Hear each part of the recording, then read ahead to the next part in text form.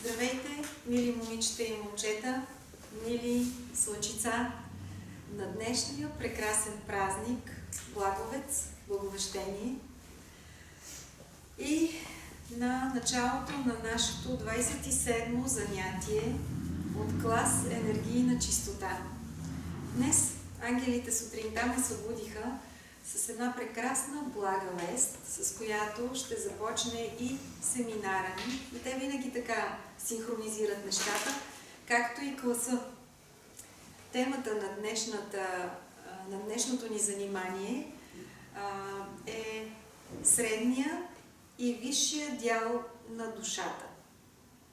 Вчера си спомняте, че говорихме за това как душата може да се уврежда, как трябва да проверяваме пространствата около нея. А днес ще си поговорим за висшите аспекти и дялове на душата. Вчера си казахме, че една човешка душа, за да разцъфти, на нея й трябват съответните условия. Какви са условията? Това е слънце, въздух, вода, земя и съответно условията в живота.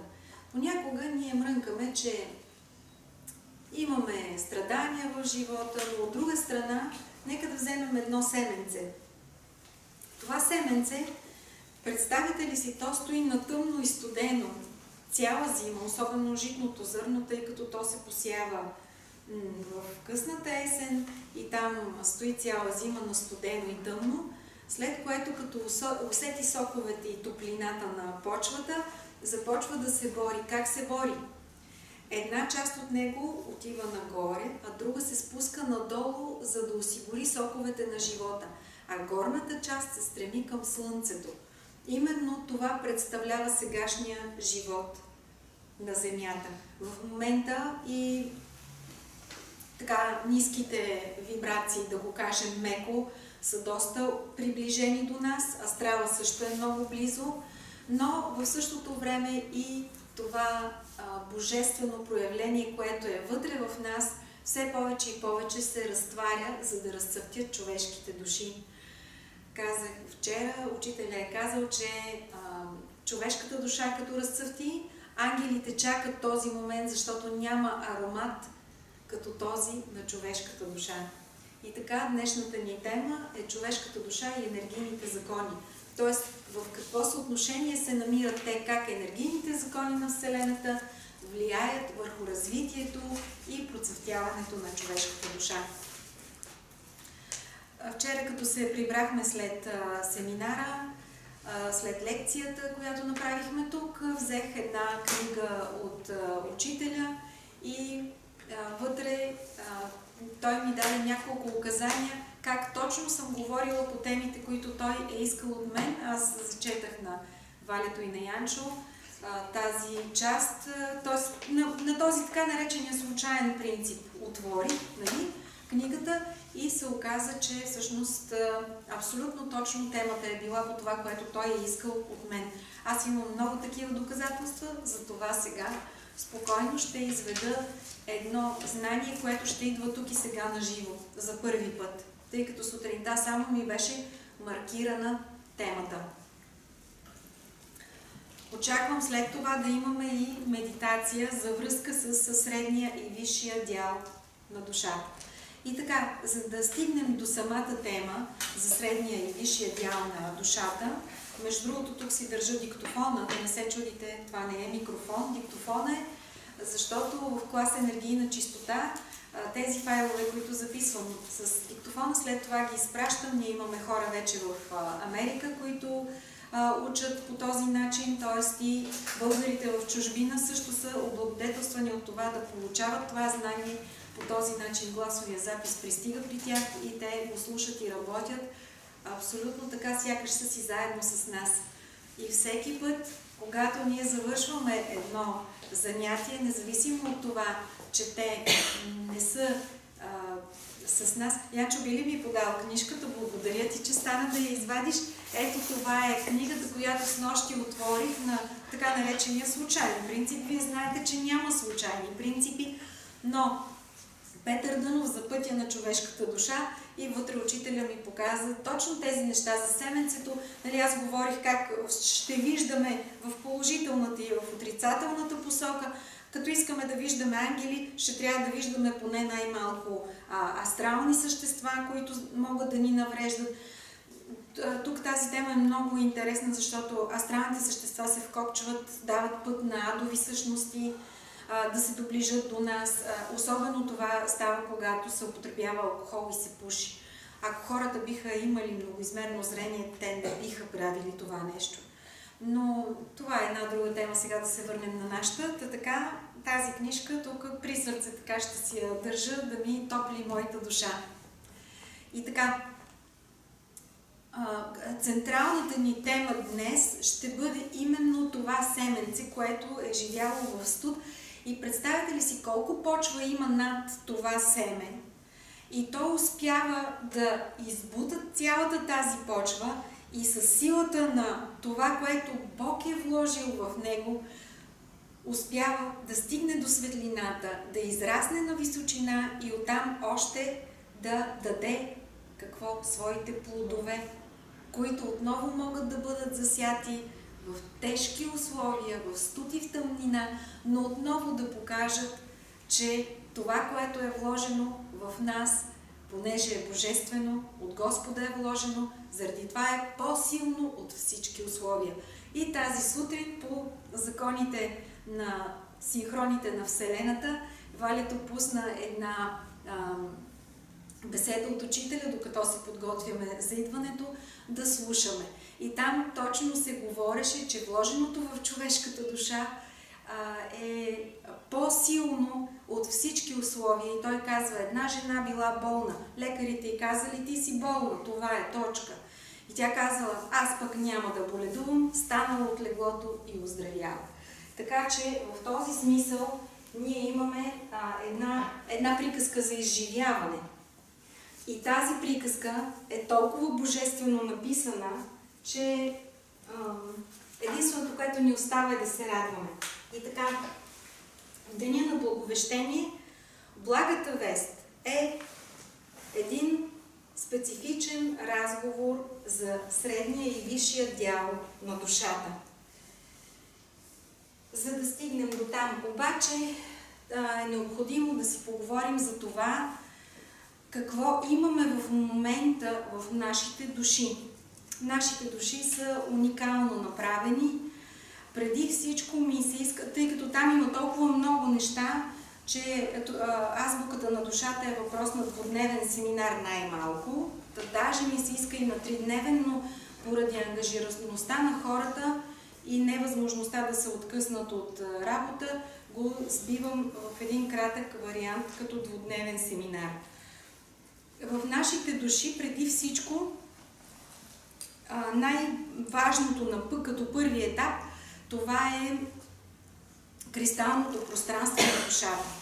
В това кристално пространство има изключително много кристали. Някои от тях могат да потъмнеят, т.е. да не работят по този светлинен начин, по който това е характерно, нали, за божествено изградената душа. Когато Бог баща и богинята майка, взимайки информацията от изначалния свят, която трябва да претворят, започнат да създават така наречения материал за човешките души. Любовта им между тях двамата толкова много избликва в такава невероятна приказна красота, че светлина с определени характеристики излиза от тях и да кажем в най-общи линии, че застива. Макар че това не е точно, но по-скоро дори бих казала се оживотворява една светлина, но тя приема някаква форма. И да кажем, че просто за да имаме образ, една душа характеристиките й са такива при движението на светлината, на друга душа са такива, на трета душа са такива. И всяка душа е с различни характеристики. Милиарди е малко да кажем, че са вариантите, в които се създават тези божествени структури, да ги наречем, тъй като нямаме друга човешка дума, която да характеризира това, за което става въпрос. И така, сътворена е първо душата в идейния свят. След това Бог, баща и богинята майка създават условията тя да се материализира на първо ниво, така най-общо да го кажем, т.е. да започне своето съществуване. От идея да се превърне в нещо, което наистина съществува. Оттам тази душа, т.е. това са огромни структури, това са така наречените монади. Монадите имат право да излъчат частица от себе си, както изначалния свят, за да запази своята абсолютна чистота и любов, своите най-висши форми, той решава да не се прояви, но излъчва една част от себе си, която да работи. И това са Бог баща и богинята майка. И съответно духа, който ги ръководи и направлява. И след това вече започва останалата част от проявлението. В тези най-висши нива се създава и лабораторията на светлините, в която всичко се тества под огромен стрес, така да го наречем. В тази лаборатория на светлините всеки вариант за живота е възможен, като абсолютно всичко се синхронизира. И сега, ако си представим, нали, един малък вариант на това синхронизиране, само живота на Земята. Представете си, че един човек сега решава да лети до Париж, след това до Тайланд и така нататък. Всичко с всички останали хора му е синхронизирано. И то, ако реши да лети, ако реши да не лети, ако реши да боледува, ако реши да е здрав, всички варианти са му абсолютно изчислени предварително. Тоест всички възможности за неговия живот са измислени. А ние тук седим и се притесняваме. От това няма абсолютно никакъв смисъл. От никакво притеснение няма никакъв смисъл. Въпросът е да си представим, че имаме един огромен екран с милиарди варианти за нашия живот. И да правим изборите си така, както е в съответствие с най-светлата точка в момента от тези екрани. Да избираме това, което е най-светещото, най-доброто за нас. Да, и по другия път можем да минем, но на по-ниско ниво пак ще минем, пак ще сме живи и здрави, ако сме избрали това. Ако сме избрали друго, и там ще бъдем опазени. Въпросът е обаче изборите да се правят в съответствие с Божията воля. Това е най-красивото, което ни предстои да преживяваме. И то да го правим този избор съвсем съзнателно. Оттам, от лабораторията на светлините, се изважда така наречения запис, който е по-статичен. Това е акашовия запис. Той е както се разписва сценария, нали, на един филм с химикал или с пишеща машина на компютър, т.е. той е по-статичен запис. Той съответства на решенията, които човек взима тук и сега. На времето имах дарбата да гледам на кафе, след което реших, че не искам да гледам на кафе повече и сега разбирам защо. Небето ми е дало този импулс да се откажа от гледаческите дарби, защото много е важно да го разберете сега това, което ще ви го кажа. Ако една гледачка от сегашното ви решение погледне, тя ще ви каже какво ви чака в точка Б. Вие сте в точка А и сте взели еди какво си решение. В точка Б ще ви се случи еди какво си. И тя ви фиксира към точка Б. Да, обаче, вие имате право и сте по-висши от това, което тя е казала, защото сега, стоейки тук, вие сте избрали 3 милиарда 756 вариант за своя живот. Но ако вие искате да изберете нещо по-близо до първи и най-висш вариант, вие имате абсолютното право да изберете 2 милиарда и 356 вариант. Или да отидете на втори вариант, или дори да отидете на първи вариант, най-висшия вариант за вашия живот. Следователно, ако вие вече бъдете фиксирани към дадена точка, по-трудно ще се измъкнете от там. Затова е добре да се отказваме от такива гледачества и да си гледаме лабораторията на светлините. Да видим по-добрия вариант, да видим какво в нашето минало ни държи така здраво свързани към този вариант, който усещаме и който го чувстваме, че не е добре. И като изчистим назад в миналото, да можем да се преориентираме там, където е най-добро към момента за нас. Това е най-благото, най-хубавото, най-благотворителното, най-умиротворяващото, което можем да направим за нашите души. Именно за това е по-добре човек да се обърне малко назад, да си поразчисти и да се справи с чувства, с емоции, с мисли, които го държат закрепен в миналото. Тези мисли, това са едни ластици, които те дърпат назад. Ти каквото и усилие да правиш, като лунната походка, нали, на Майкъл Джексън, той уж върви, а всъщност върви на едно и също място и се придвижва на къси разстояния. Това не ни трябва вече. Ако ние наистина искаме да разцъфтят нашите души, и не само това, а да загори свещения огън в тях. Защото и това имаме в душите си. Един много свят олтар, на който гори свещен огън, ако му позволим, обаче. И така, след това другото, с което трябва да се справим, за да можем да се освободим и да вървим напред, това е цялостната ни енергетика. Обикновено тя ни задържа също. Много често виждам хора така с духовна насоченост, които обаче вътре в себе си виждам и това се вижда и в написаното от тях, една злост, като вътрешна структура, като енергетика, която тук някъде в душите им тя си витае. И съответно това много им пречи да продължат напред, да се развиват. И знаете ли как го определят горе от небето това нещо? Определят го като псевдодуховност. Учителя казва, само добрината и доброто могат да ви водят напред. Тоест човек първо трябва да бъде чистичък, с тази абсолютна чистота, нали? Да върви напред, да му е чисто тук в душата. Когато тук е чисто, тъй като душата има за комуникация 3 трансформатора. Единият трансформатор е към сърцето, другият трансформатор е към мозъка, т.е. за да се генерират мисли, и третият трансформатор е към физическото тяло. Т.е. ако душата каже на трансформатор към физическото тяло, искам да си здраво, мило мое тяло, защото искам да се грижа за теб, и трансформатора предава импулса. Душата иска да сме здрави, и клетките, знаете ли какво правят? Почват така да пърхат, така на високи обороти и почват да си вършат работата добре. И по този начин човек оздравява. Кога оздравява? В радостта. А кога е възможно това? Когато душата е изчистена и може да подава импулси. Тогава душата от тук, бидейки в чистотата си, забележете, в чистотата и любовта си. Това са двата полюса на Бога. Любов и абсолютна чистота. Та бидейки измежду тия, това са и все едно двете проявления на тая душа. Така тя проявява божественото в себе си.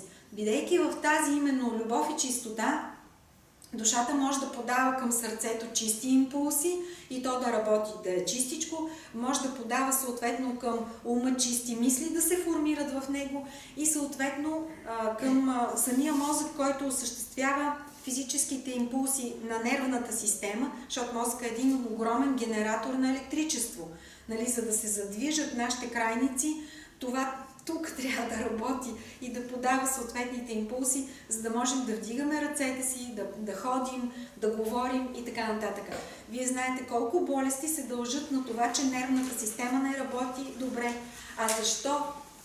Само заради това, че душата не е в състояние да подава тези импулси. Тя е оперативната верига. Значи в електротехниката имаме следното нещо.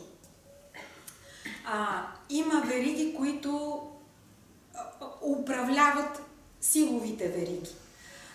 Това, което управлява, се нарича оперативна верига, а това, което изпълнява, се нарича силова верига. Тоест, кабелите, трансформаторите, това са силовите вериги. А това, което е обикновено оперативните, са на 220 волта, те казват на дадения прекъсвач, включи се, подават му на него импулс и той съответно сработва. По същия начин душата тя представлява операционната система, т.е. тя е тази, която оперира, тя командва. Тук е командния пулт на нашия живот. За сега е тук. Дай Боже, скоро време тук да светнем, И това ще бъде много красиво, тъй като все пак тук е ложето, припомням ви, тук е седалището в Слънчевия сплит, тук над гърдите ни е ложето, т.е. това е място за почивка, честно казано, и в момента човешките души повечето си почиват. А храма е тук. Но така или иначе се работи, този храм се изгражда в момента, ще продължим да работим така, че все повече и повече души, това е едно обещание от небето, ще продължим да работим, за да все повече души да се осветляват и да се издигнат нагоре в новия храм на душата. И така, значи, оперативна верига, т.е. душата като натисне копчинцата. Има един много сладък филм, който много ми хареса, за радост. Аз не помня точно как се казваше, но имаше една радост и бебето се ражда и радост е единствената, която управлява пултовете отвътре. След това обаче се появиха гняв, тъга и така нататък и стана една бъркотия и момиченцето изпадаше в различни състояния. Много такива хубави филми се появяват, за да ни подскажат всъщност какво имаме в себе си. Така че именно душата управлява всички процеси в нашето тяло, ако ние й позволим това. Затова трябва да я коронясваме всяка сутрин и да казваме: ти си, която ръководиш, кажи ми как да ти служа. Личността трябва да служи на душата. Не на мислите, защото тези мисли може да са импулсирани, индуктирани отвънка. Какво означава това? Поради кръглата, относително кръглата форма на нашите глави представляват много подходящ електромагнитен контур. И ако този електромагнитен контур бива захранен с негативни мисли, съответно той започва да потиска енергиите на душата. Потискайки енергиите на душата, ние имаме именно това, едни тъжни хора, които и боледуват отгоре на всичкото и се чудат откъде им е това. Тук в абсолютно голяма помощ ни идва 13-тия ключ. Неговата енергетика не позволява да се инфилтрират в нашите мозъчета такава енергия, която да ни наврежда. Работа е сутрин за 5 минути. Вярно е, че изучаването на 13-тия ключ изисква доста време и усилие, за да бъде разбран. И тук по този повод само да ви кажа, от 21 юли до 23 организираме 13-ти ключ на морето. Все още не знаем къде, но все пак въпросът е да използваме енергията на денят Пи, т.е. 22 седми. Това е числото най-близко до 3,14, което е числото на безкрайността. Именно за това ни се дава на този ден да направим този семинар, като подготовката ни е да започнем от предния ден, да посрещнем след това слънцето на тези изгреви и така да се научим как се включва този 13-ти ключ, за да можем да го използваме целогодишно, безотказно. Тоест през цялото време да сме така опазени и нашето съзнание да е опазено чисто. Когато пишех азбука на душата, много често задава въпроса: добре, такава безценна информация, не можеш ли да тръгнем с азбука на душата, защото толкова е безценна? И отгоре небето ми каза: трябваше да започнеш с 13-тия ключ, за да видиш как работи, но и той трябваше да ти пази съзнанието чисто, за да можеш да приемаш цялата тази информация, която е предназначена да дойде чрез тебе. И така, да се върнем на тези силови вериги. Силовите вериги се управляват благодарение на импулсите, които идват от душата ни, а тези импулси идват от Божествения свят.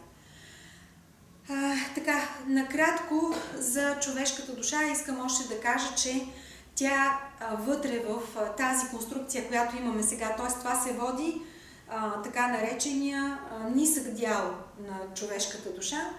Средния и висшия са все още нагоре. В момента средния дял се е приближил доста близо до Земята. Точно по въпроса с семенцето.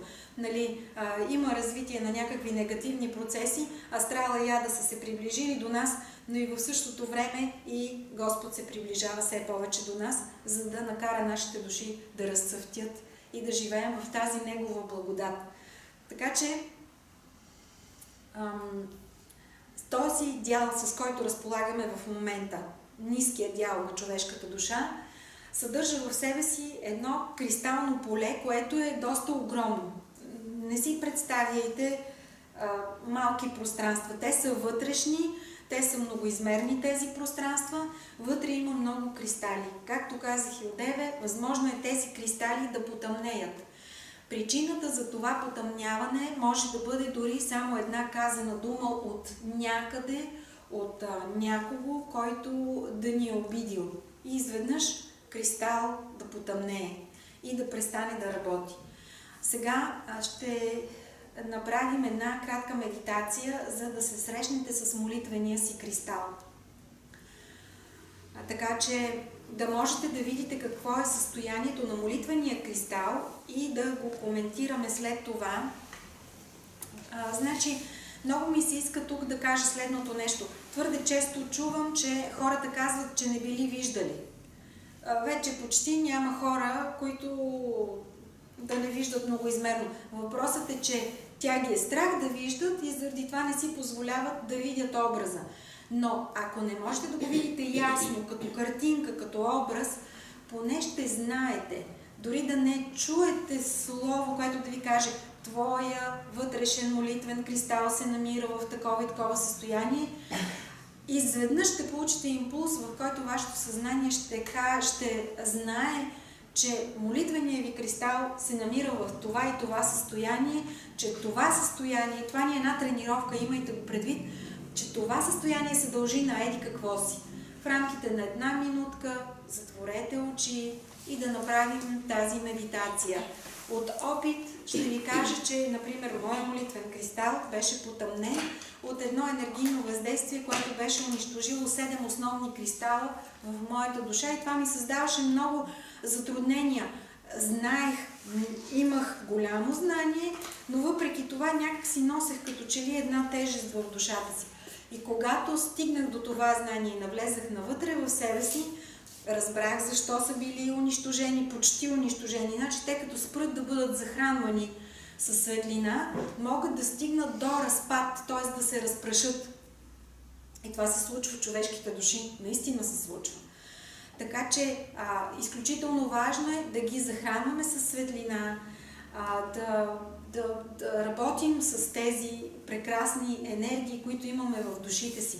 Вместо да се занимаваме и да бистрим, както вчера казах, политиката, по-добрият вариант е да се занимаем с това да ни светнат душите, за да може Господ да дойде чрез нас.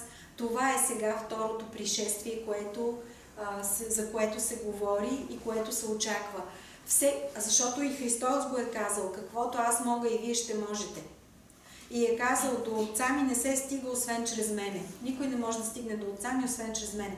Тоест, не можем просто така да стигнем до Господа, ако душите ни не са изчистени, ако не сме го възлюбили Господа така, както Христос го е възлюбил. И в днешния този ден и Дева Мария искам да почетем, защото пък и разбира се и Архангел Михаил, и Архангел Гавраил, и още цялата светлина, да й благодарим за това, което днес ни дава като знание и за този красив празник. И така, насочете вниманието си навътре, затворете очи, в тишина ще останем в рамките на около минута, минута и половина. Дайте ми знак, че сте готови, като отворите очички. Навлизаме в кристалното пространство на своите души. Изчистете енергията на своето съзнание. Така сякаш събличате стари изцапани дрехи. Свалете тежките раници на своето ежедневие. Оставете ги пред прага на своите чисти човешки души. Души, създадени по Божията воля.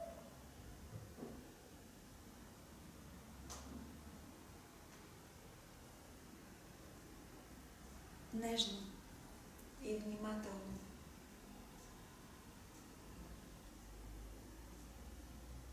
разтворете вратата, която води към кристалното пространство на душата си. Полето, вътре може да бъде светло-синьо, нежно-розово, бледо или ярко-жълто, ефирно-червено, горско или тревисто-зелено, безбрежно-виолетово,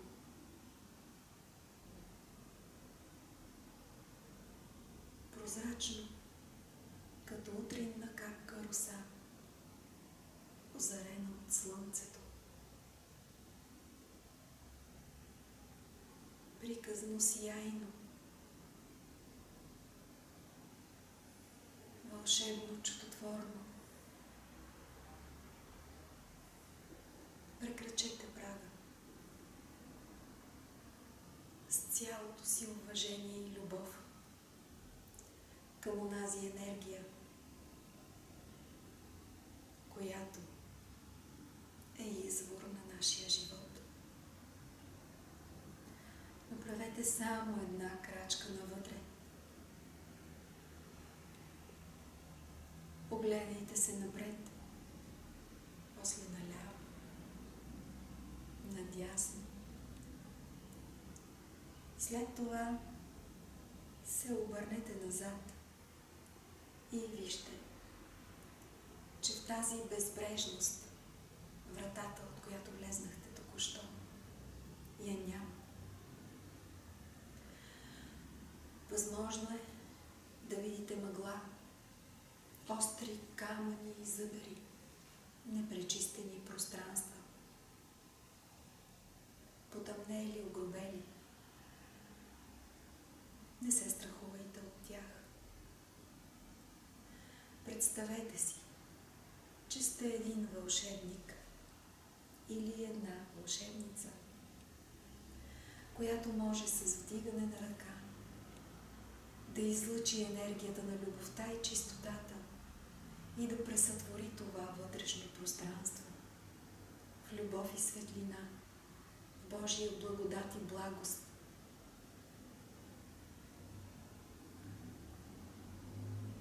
Вижте как на гърдите си имате един малък медальон. Повдигнете го и го гледайте. Това е вашият вътрешен компас.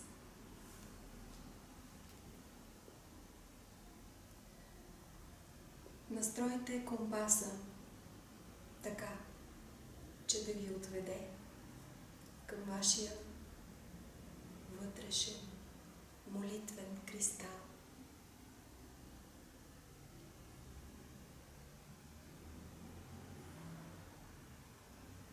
Последвайте посоката, която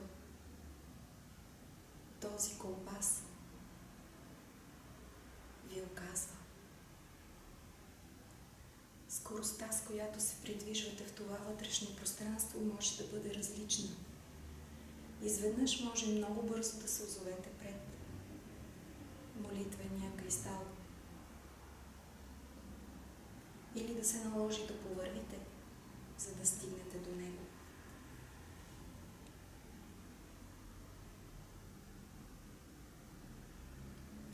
Погледайте го внимателно. Той може да е нисичък и малък или огромен като скала.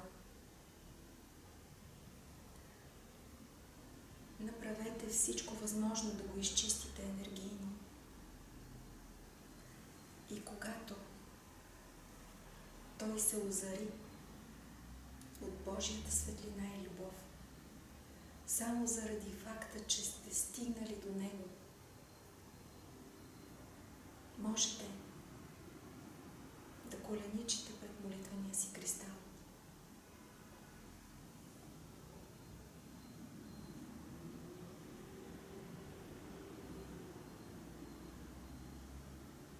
И да изкажете най-съкровената си молитва. Тази молитва трябва да съдържа поне 3 дяла. Първата част да бъде за майката земя.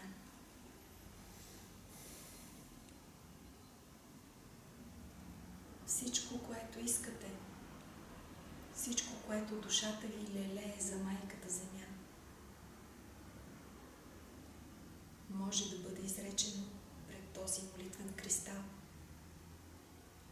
Защото истината е, че когато се обърнем навътре към себе си, Бог най-добре чува молитвите ни.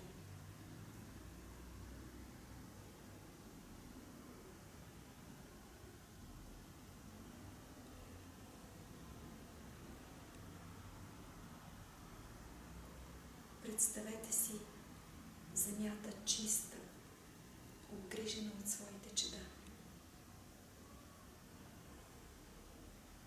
Представете си как няма какво да я замърсява. Хората са намерили други начини да се придвижват и се грижат за майка си с любов и добрина.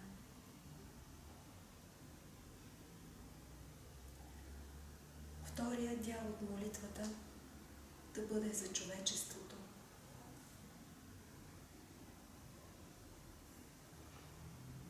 Всичко, което е свързано с това човечеството да стане разумно, добронамерено, божествено свързано, е добре дошло в тази част от молитвата ви.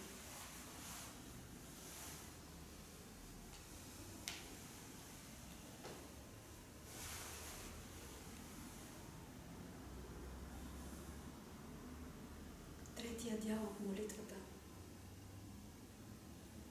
може да бъде за вас и за вашите близки и ближни.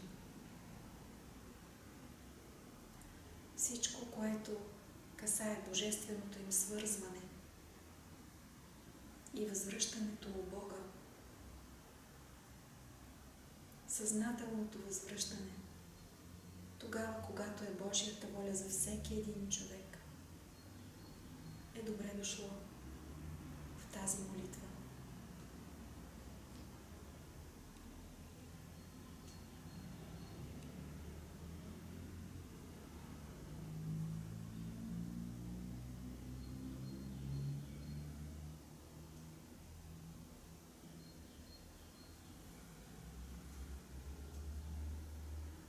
Обещайте не на Бог, а на себе си, че ще се свързвате с този молитвен кристал,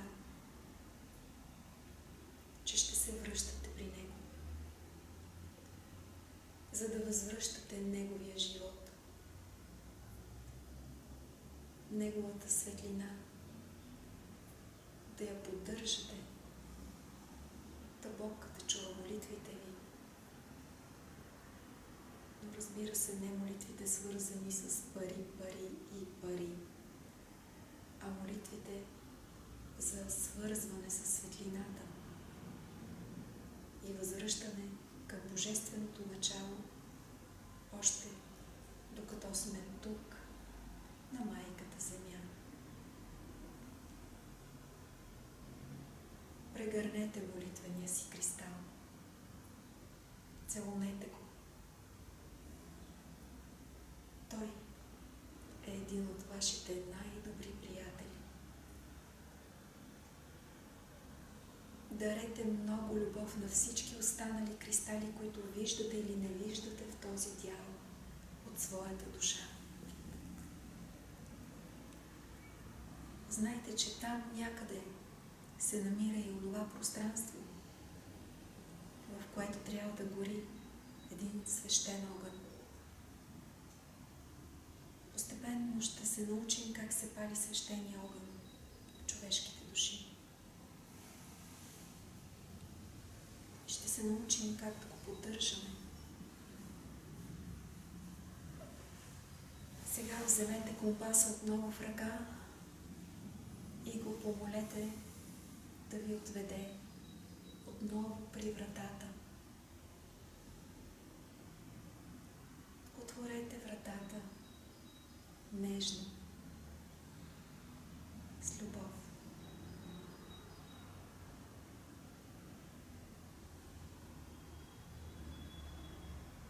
И излезте от това пространство. Приберете компаса на сигурно място, тук, над гърдите си, там, където стои човешката душа към момента. Искате ли да вземете човешкия си товар отново? Ако искате, можете да си го вземете. Но ако не искате, можете да го оставите там за трансформация, като помолите ангелите да ви помогнат за тази трансформация, за да не носите тежестите от миналото,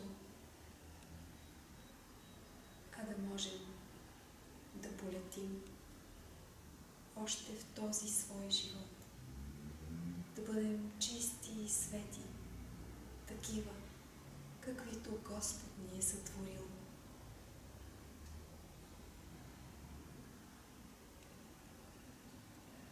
Върнете съзнанието си в стаята. Усмихнете се. Раздвижете ръчичките, погалете ги, раздвижете крачетата, вратлето в едната, в другата посока. Размърдайте се. Заземнете се, така че да се почувствате комфортно. Разтрийте пръстчетата, свийте, разширете дланите. Ако трябва, станете. Ако чувствате такава необходимост, за да може да продължим нашата лекция.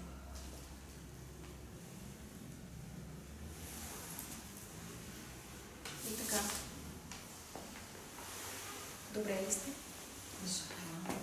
Хареса ли това пътешествие навътре в себе си? Прекрасно, нали? Нахубаво, нали? Такъв аромат се носи от човешките души. Така? Ванилия. Ето, всеки си усеща различен аромат от неговата душа. Но толкова ми харесва това. Прекрасно, много се радвам. Много мирише. На мен ми мирише на жасмин. За мен е ванилия. Прекрасно. Ето, това е сладкиши. Пак, въпреки хремата си го усетила. Да. Това ми продължава. Продължава, да. Това е целта. Ангелите го чакат този миг. Имаме много работа, за да постигнем този истинския съвършения аромат, който е отгоре. Прекрасно, много ви благодаря. Много хубаво, нали? Добре, сега да си поговорим за средния и висшия дял на душата. Средният дял, както казах, е доста приближен вече, т.е. близо е до нас. Но трябва да сме готови да си го вземем. А за да сме готови е въпрос на доста работа и знания. Някой път може да стане и в един миг. Друг път обаче може да иска наистина много къртовска работа. Къртовската работа е свързана с това, че трябва да знаем и че всеки ден трябва да се освобождаваме от излишните неща. Каквото и да се случва в живота ни, трябва да го претворяваме. Аз знам как се развиват нещата в клас енергийна чистота. Тези момичета имат и момчета, защото имаме и момчета. Те имат такива приказни резултати и когато ги споделяме, тъй като имаме в 4 фази се работи в клас енергийна чистота и в последната фаза е споделянето, какво ни се е случило през миналата седмица и какво сме преживели, какво сме взели като урок. И тогава вече виждаме резултатите на живо.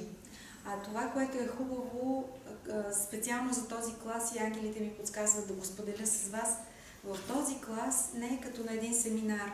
На един семинар идваш, получаваш много знания, които постепенно започват да затихват. Да, вече не си на същото ниво, на което си бил предния път, но все пак получил си ги в рамките на ден или два. Утре забравяш малко, други ден забравяш малко и си в един момент пак се доближаваш доста до старото си ниво. По-добре, но все пак. Докато в клас енергийна чистота, начина по който ние работим, ми беше подсказано от ангелите, че е следния. На едната събота издигаме През седмицата малко може да спуснем надолу, но пак издигаме. И издигането вече започва да става ето така. С постоянно. Пак се получава спускане. Възходящо. Обаче всичко това, накрая като сложиш по върховете, нали, е по една експонента нагоре. Така че всъщност това е благодатта на клас енергийна чистота. Защото той ни поддържа в форма през цялото време. И ни дава точно такива уроци, които са ни необходими.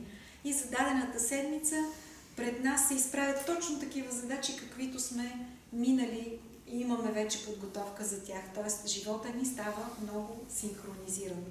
Одеве ви разказвах за акашовите записи, че те са малко по-статичен запис, отколкото лабораторията на светлините. И това прилича на един написан сценарий, а лабораторията на светлините е един изигран вече филм. Тоест, докато четеш сценария, ще го направиш по-бавно. В същото време във филма много герои са се раздвижили и се е реализирала някаква сцена, която във филма, въпреки че го гледаме двоизмерно, нали, на екраните, сега вече има и 3D и прочие, и нагоре D, т.е. можем да виждаме и с по-голям обем, значи се е реализирала една сцена, в която има много повече участници, т.е. листа хартия е двоизмерно описание. И там разчитането става по-бавно, докато в лабораторията на светлините направо можеш да гледаш живия филм на своя живот. С това е добре да развиваме именно това зрение, многоизмерното зрение. Като искам да кажа, че не бива да се страхуваме. Сутринта в лекцията учителя казва, дявол казва, ще ви сложи в мрежата си, обаче вие сте по-силни от него. Ще срежете мрежата, ще излезете и ще му кажете, че вие сте по-силни от него, защото сте от Бога родени. Тоест никакво страхуване когато човек започне да изгражда многоизмерното си виждане и ангелите да му го възвръщат, нали, повечето хора се стремят ангели да виждат. Но аз казвам, не бойте се и другите да ги видите, защото много обичам едно такова нещо. Нали, когато човек се почувства притеснен, в един момент да си спомни кой е баща му. Кой е баща ни? Кой е баща ни? Ами Бог. Тогава как ще се страхуваме? Значи Бог е преосмислил всичко. Абсолютно всичко до съвършенство. Следователно ние нямаме място за страхове. Друг е въпросът, че някой път влизаме в сценария, за да може да попреживеем много истински нещата и след това да се извадим оттам с поредното решение да държим здраво себе си, свързани към своето божествено начало. И така. Човешката душа и енергийните закони на Вселената. Това сега ще изучаваме.